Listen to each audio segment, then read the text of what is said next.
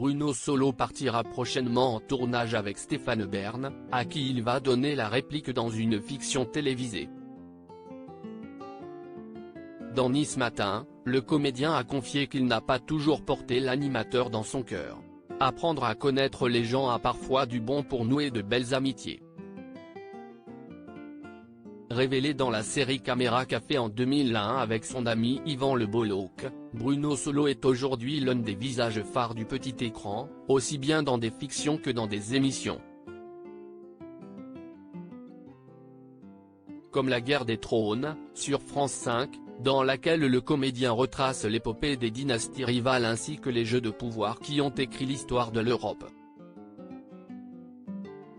Et pour ce programme, il a reçu le soutien d'un certain Stéphane Bern, spécialiste des têtes couronnées de France Télévisions depuis plusieurs années, qu'il a adoubé lorsqu'il a développé l'idée de son émission.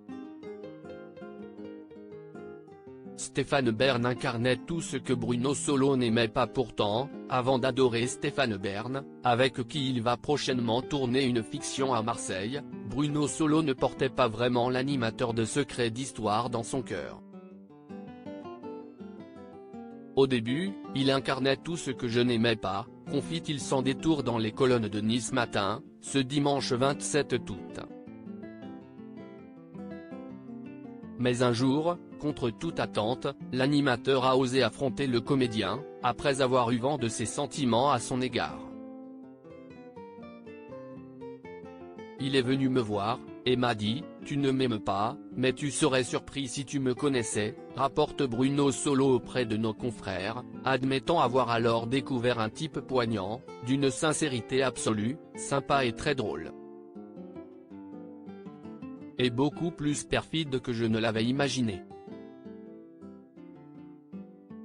Nous avons beaucoup ri ensemble, précise-t-il. Stéphane Bern, premier soutien de Bruno Solo pour son émission pour le moment, on ignore dans quelle série de fiction Bruno Solo et Stéphane Bern vont se donner la réplique. Pour l'animateur de France Télévisions, il s'agira d'un nouveau pas dans le métier d'acteur, lui qui se prête au jeu depuis maintenant quelques années, en parallèle de son activité d'animateur pour des émissions historiques, ou encore pour l'Eurovision à laquelle il est très attaché.